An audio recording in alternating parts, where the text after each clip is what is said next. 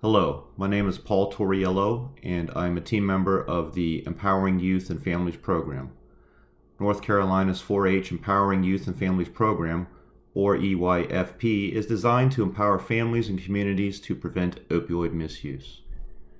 Funded by the Substance Abuse and Mental Health Services Administration, also known as SAMHSA, EYFP has local programs throughout North Carolina. Each community is unique. In each of these communities, Cooperative Extension has created and joined coalitions of private and public agencies that are also engaged in the work of prevention and along the spectrum of prevention, intervention, recovery. In keeping with SAMHSA's faith-based and community initiatives model, EYFP invites and encourages relationships within our communities with faith-based partners. This webinar gives a glimpse into one such partner, From the Pit to the Palace, in Carteret County and coastal North Carolina. While these organizations extend a natural partnership network across North Carolina, EYFP does not endorse nor promote any faith, religion, or particular denomination. Our interest as an organization is in the development and cultivation of highly engaged, informed, impactful individuals and organizations. To learn more about SAMHSA's faith-based and community initiatives, please check out the links at the end of this webinar. Finally, all statistics and data given during this webinar represent research done by From the Pit to the Palace and is information that was found during and previous to the filming in 2019. For an opportunity to find current statistics and data, also follow the links at the end of this webinar. And now, without further ado, I introduce Lee Stiles of From the Pit to the Palace.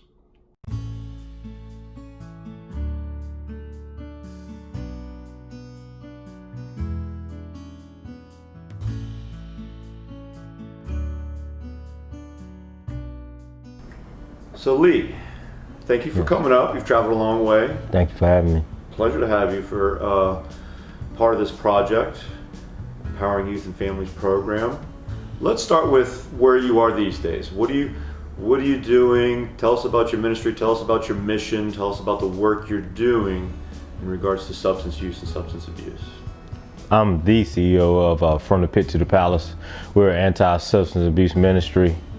God kind of birthed that ministry within me late 2017, I would say.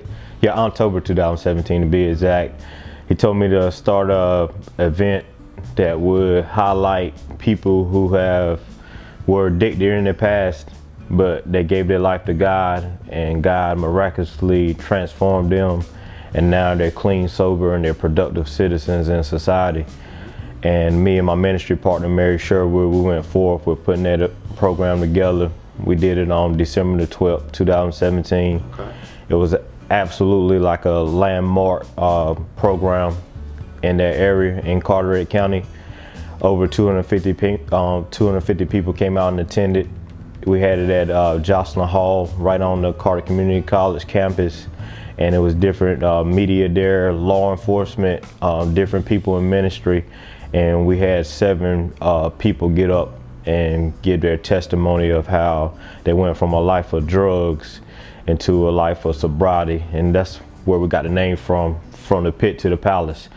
God taking a person from a life of drug, a life in the pit, a life of despair, and placing them into a life of sobriety, a life of freedom, a life worth living. And we call that the palace. We say that we're living in the palace now because we're living free, we're living saved, we're living clean, and we're living for God.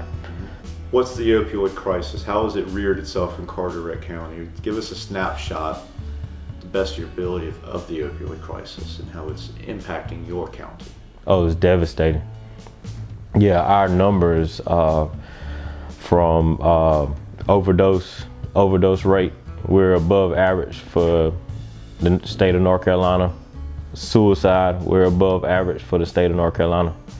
As far as drug overdoses, you will have it's an astronomical number. And our law enforcement has been using Narcan, which is a tool they use to where a person, if they're overdosed on drugs, they're able to bring the person back to life, a person that's dying. And our law enforcement has been so bad that, man, they're doing everything they can, but they're just losing the grip on everything because it's become so bad. Heroin has plagued our county so bad and so severely in the past couple of years. It's pathetic. Heroin and fentanyl. You got parents burying their children every day, yeah, because they're dying from using these substances. And fentanyl has been so potent. They say that only just a small amount, a minuscule amount, can kill you. And that's what people are lacing with the heroin, the fentanyl. So it's been killing people left and right. The body count is absolutely just ridiculous. So that's why me and my ministry, we want to kind of try to combat this problem and bring change. Look, you can lock up 1 million drug dealers and there still be a problem, because if there's the demand, somebody's going to supply it. Somebody will come from Virginia, somebody will come from New York to supply it. The mission to us from the pit to the palace is to get the drug addict clean. Once you get the drug addict clean, you take away the demand. Then once you take away the demand, nobody can supply it. The drug dealer can't sell it to himself. So that was about 2 years ago when you first started your initial event. Yes, that's correct. And what are some of the regular events or regular services or programs? What does the operation look like these days? What's all involved? These days we're doing revival services. Yeah, we have different evangelistic services where we do outreach, where we want to hold services, and sometimes these services take place beyond the walls of a church, because we want to reach out to the people in the community, that lost person who may never go to a church. They may not feel comfortable to go into a church. They may feel judged by a church. So we want to reach out to them and go to them and tell them, look, there is hope. Yep. So while the primary mission is faith-based, Christian-based. Yes, it is. The message is, if people aren't necessarily interested in that part of the message, you still offer a message of recovery and a substance-free lifestyle and yes, things like that.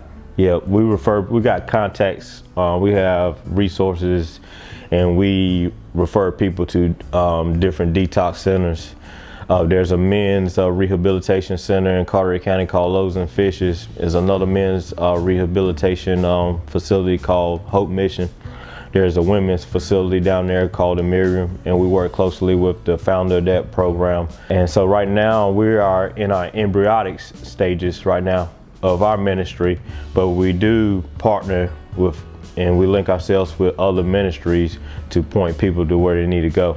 Addiction kind of affects everybody, because if you're not using drugs yourself, if you're not addicted yourself, you got a family member or you got a friend or you heard about a person down the street who overdosed on heroin or meth, it's in your neighborhood, it's in our communities. And that's why God placed this in my spirit to start this ministry, because around 2017 I just looked around and I kept hearing about these different people overdosing, dying from heroin and fentanyl. Then I just heard about people like committing suicide because they were coming down off of the drugs. And mental health and drug addiction kind of goes hand in hand. They correlate with one another.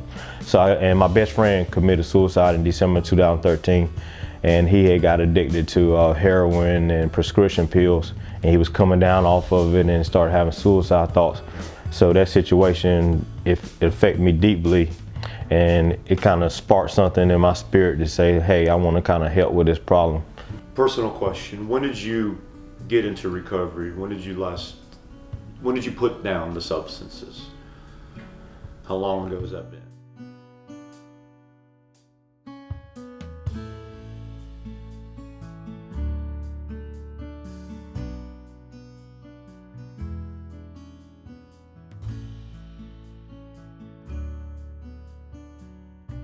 Been since May 2011. Okay. Yep. So we're about 8 years into your recovery, again on a day-to-day basis. Yep. You started in ministry a couple years ago. Mm-hmm. Things are going well. I imagine when you were growing up, when you were younger, you didn't think to yourself, I want to be a professional substance user. No. Yeah, it wasn't your dream. So let's go back in time, middle school years. 6th, 7th, 8th grade. Tell us about Lee Stiles then. What were you like back then? Principal list honor roll student. Yep, clean cut. Went to school, excelled in school, clean cut. Yep. Teachers liked you. Well mannered. Actually, my aunt was a teacher. Okay. Yeah, she taught mathematics at West Carteret High School for 30 years. And she was the one that pushed education. She stressed the importance of education in my life. So from early on, I was classified as academically gifted, AG. Every test I took, I blew out the water. They wanted to skip me a grade. So here you're looking at a young man who has such a promising future from the onset. Then something happened, or you made some decisions. Let's get to that crossroad. Mm-hmm. Tell us about that. Paint that picture for us. I was 16. Okay. And coming out of middle school, you didn't hear about kids using drugs in junior high school back then. Yeah. Yeah, everybody was kind of like into sports and things like that. But we get into high school, and I want to say it was probably like my sophomore, my junior year, and a couple guys that I was friends with started using marijuana. And they started smoking pot and everything, and I kind of got sunk into that because I got influenced by the peer pressure, and I started smoking pot with them. But I didn't really get anything out of it. I didn't see what the craze was over it or whatnot. But I seen it was a demand for it. And since it was a demand, I felt like, hey, I can supply, I can make some money off of this.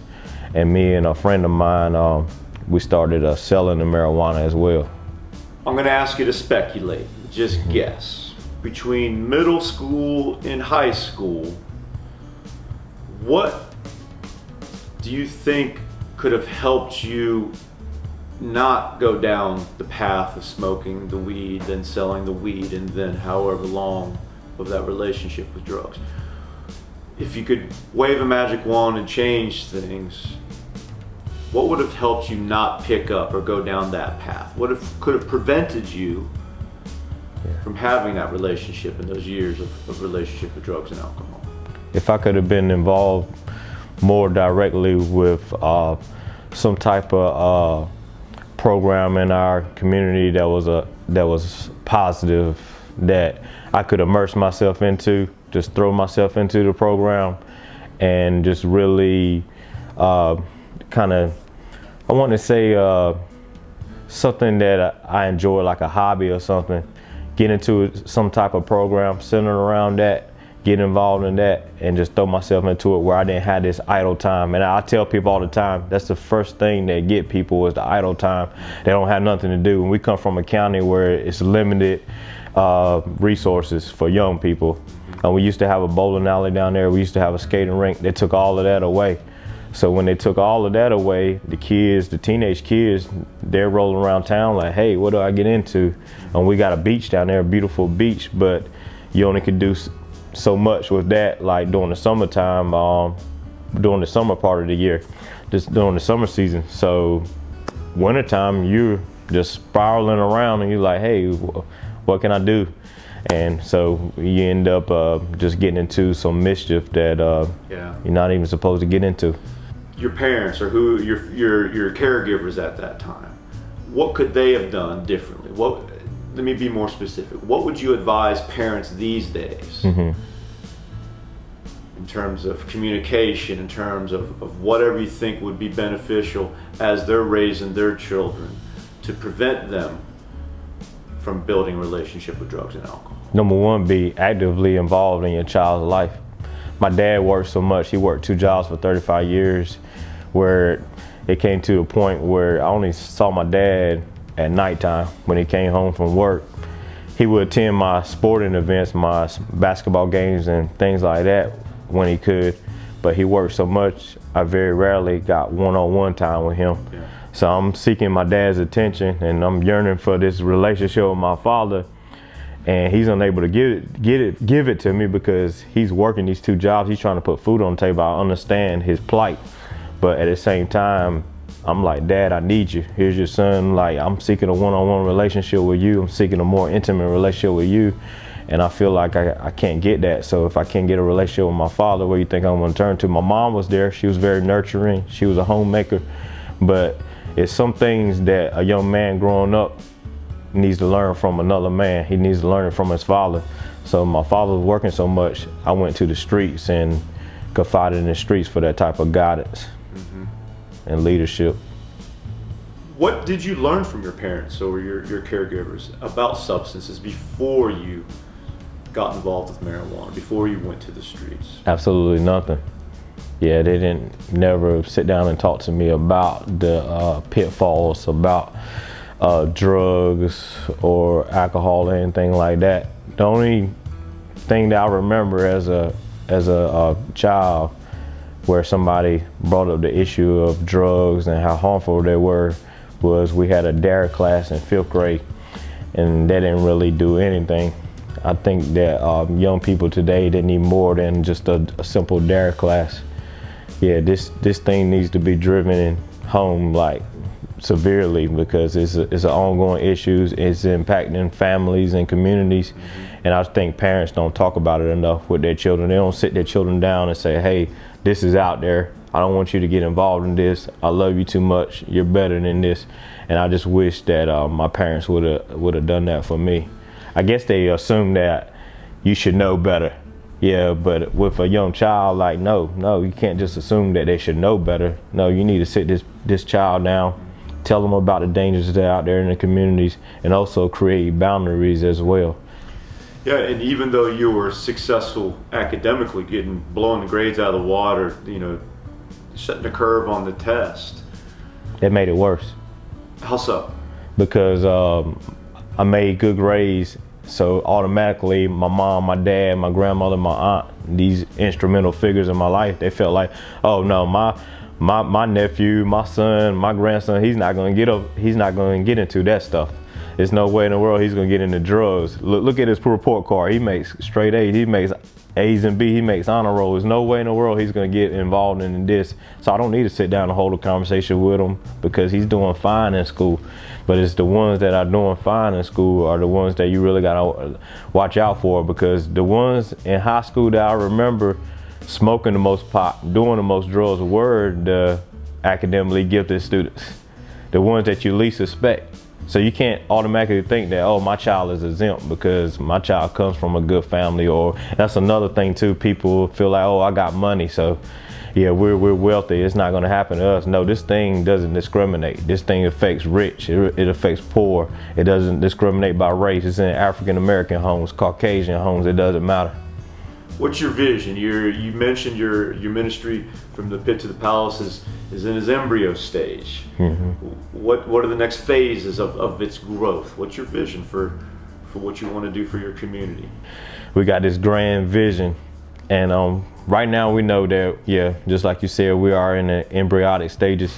We've been doing services and we've been porting people to detox centers and other resources, but we want to become that one hub, that one-stop hub for a person who's addicted to drugs and alcohol. We want to, in the future, we want to plan to have our own detox center. So that way somebody coming in off the street say, hey, I want help tonight.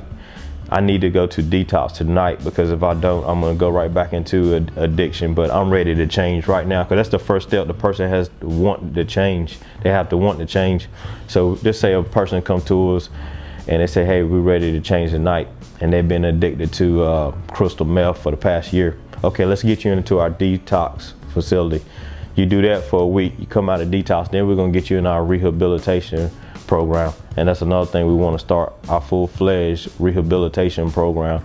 And then even after the rehabilitation program, we want to continue to do classes, we want to continue to do counseling. Vocational. Yeah, vocational rehab, vocational rehabilitation. And we also want to be able to provide different resources like, vocational rehabilitation, getting them jobs and getting them transportation and getting them houses. There's 4 basic resources that a person coming out of addiction needs, and that's housing, that's transportation, that's employment, and that's rehabilitation. So from the pit to the palace, we want to become a hub for all 4 of those resources.